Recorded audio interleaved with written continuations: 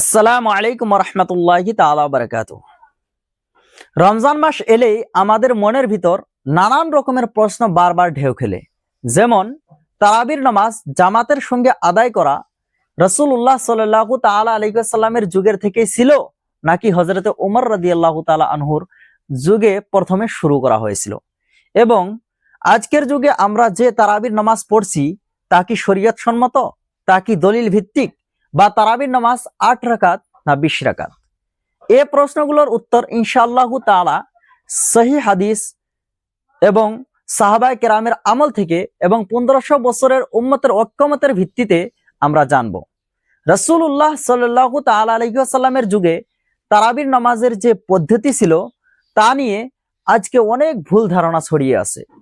কিছু লোকে বলে রাসূলুল্লাহ সাল্লাল্লাহু তাআলা আলাইহি ওয়াসাল্লাম তারাবির নামাজ জামাতের সঙ্গে পড়তেন না, এবং রাসূলুল্লাহ সাল্লাল্লাহু তাআলা আলাইহি ওয়াসাল্লামের ওফাতের পরে হযরতে উমর রাদিয়াল্লাহু তাআলা আনহু এটাকে জামাতের সঙ্গে পড়ার জন্য আদেশ দিয়েছেন।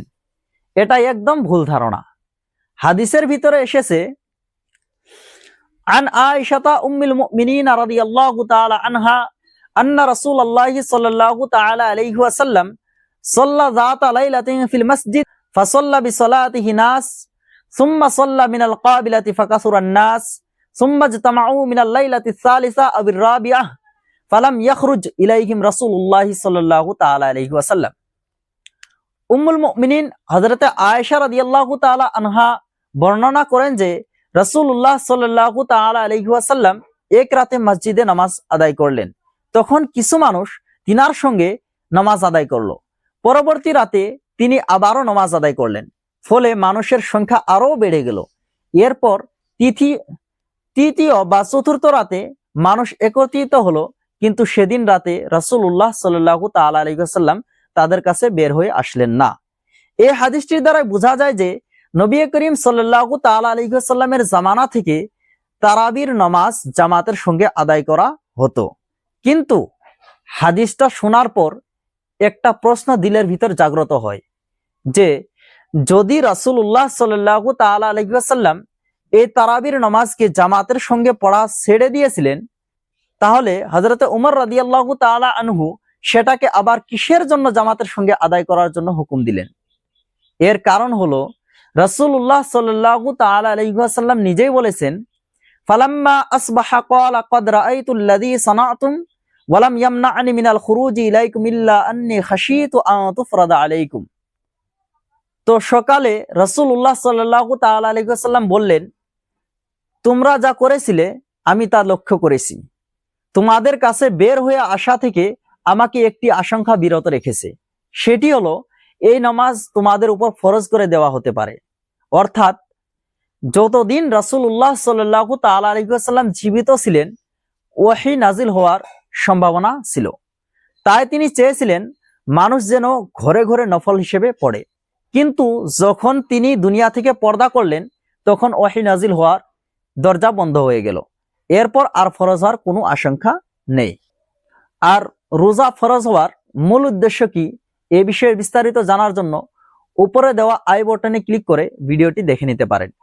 আর এই অবস্থায় হযরতে উমর রাদিয়াল্লাহু তাআলা আনহু উম্মতের সুবিধা ও শৃঙ্খলার জন্য সবাইকে এক ইমামের পিছনে একত্রিত করলেন।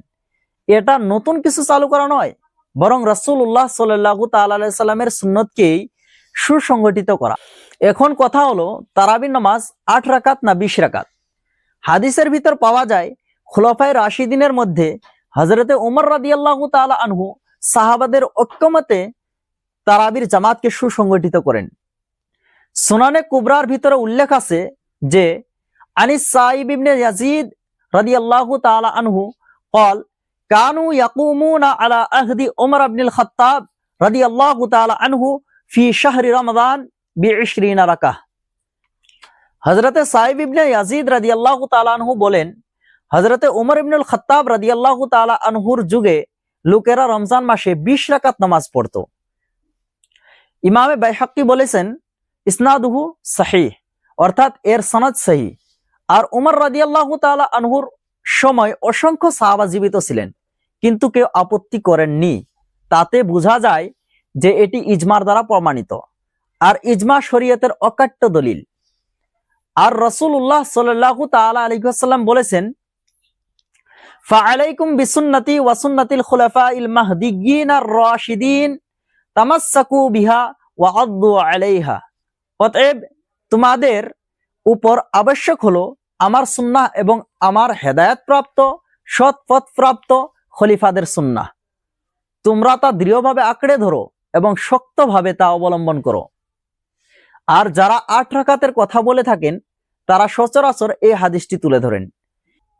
আন্নাহু সাআলা আয়েশা রাদিয়াল্লাহু তাআলা আনহা কাইফা কানাত সালাতু রাসূলিল্লাহি সাল্লাল্লাহু তাআলা আলাইহি ওয়াসাল্লাম ফি রমাদান ফাকালাত মা কানা রাসূলুল্লাহি সাল্লাল্লাহু তাআলা আলাইহি ওয়াসাল্লাম ইয়াজিদু ফি রমাদান ওয়ালা ফি গায়রিহি আলা 11 রাকাহ ইউসাল্লি আরবাআন ফালা তাসাল আন হুসনিহিন্না ওয়া তুলিহিন্না সুম্মা ইউসাল্লি আরবাআন ফালা তাসাল আন হুসনিহিন্না ওয়া তুলিহিন্না সুম্মা ইউসাল্লি সালাসান।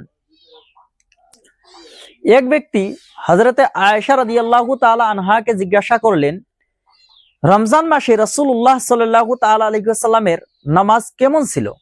তিনি বললেন, রাসূলুল্লাহ সাল্লাল্লাহু তাআলা আলাইহি ওয়াসাল্লাম রমজান মাসে হোক কিংবা রমজানের বাইরে হোক 11 রাকাতের বেশি পড়তেন না। তিনি প্রথমে 4 রাকাত পড়তেন, তার সৌন্দর্য ও দীর্ঘতা সম্পর্কে তুমি প্রশ্ন করো না। তারপর আবার 4 রাকাত পড়তেন, তার সৌন্দর্য ও দীর্ঘতা সম্পর্কে তুমি প্রশ্ন করো না। এরপর তিনি 3 রাকাত বিতির পড়তেন। এই হাদিসটি আসলে তারাবির নামাজের বিষয়ে নয়, বরং এই হাদিসটি হলো তাহাজ্জুদ নামাজের বিষয়ে, কারণ তারাবির নামাজ কেবলমাত্র রমজান মাসে পড়া হয়। হাদিসে উল্লেখ রয়েছে যে রাসূলুল্লাহ সাল্লাল্লাহু তাআলা আলাইহি ওয়াসাল্লাম রমজান মাসে হোক কিংবা রমজানের বাইরে হোক 11 রাকাতের বেশি নামাজ পড়তেন না। এই কথাটার দ্বারা বোঝা যায় যে নামাজের কথা এখানে বলা হয়েছে সে নামাজটা রমজানের বাইরেও রাসূলুল্লাহ সাল্লাল্লাহু তাআলা আলাইহি ওয়াসাল্লাম পড়তেন। তার মানে সেটা তারাবি ছিল না, বরং তাহাজ্জুদ ছিল, কারণ রমজানের বাইরে তো তারাবির নামাজ নেই। নবী করিম সাল্লাল্লাহু তাআলা আলাইহি ওয়াসাল্লামের জামানা থেকে আজ পর্যন্ত উম্মত একটানা 20 রাকাত তারাবি নামাজ পড়ে আসছে, চাহে সেটা হানফি মাযহাবের হোক, চাহে মালকি, চাহে শাফি, চাহে হাম্বলি মাযহাবের হোক। এছাড়াও এই সৈয়দুশ শুহরে, আর রমজান মাসকে কেন সৈয়দুশ শুহর বলা হয় বিস্তারিত জানার জন্য উপরে দেওয়া আই বাটনে ক্লিক করে ভিডিওটি দেখে নিতে পারেন। যদি আমরা ইবাদত কমাতে চাই, তার মানে এই রমজান মাসে যদি আমরা ইবাদত কমাতে চাই, তাহলে সেটা খুবই চিন্তার বিষয়, কারণ রমজান মাসে একটি নেক কাম ও ইবাদতের সওয়াব অন্য মাসের তুলনায় অনেক গুণ বেশি দান করা হয়। তাই আমাদের উচিত এই মাসকে হালকা করে না নিয়ে ইবাদতে আরো শক্ত হওয়া। যারা দাঁড়িয়ে পড়তে পারে তারা দাঁড়িয়ে পড়ুক, আর কেউ অসুস্থ হলে বসে পড়ার অনুমতি আছে। আশা করি সবাই বুঝতে পারছেন। ভিডিওটি উপকারী মনে হলে একটি লাইক দিয়ে শেয়ার করে অন্যদেরও জানার সুযোগ করে দিন, এবং এরকম ধরনের আরো ভিডিও পেতে চ্যানেলটিকে সাবস্ক্রাইব করে আমাদের সঙ্গে থাকুন।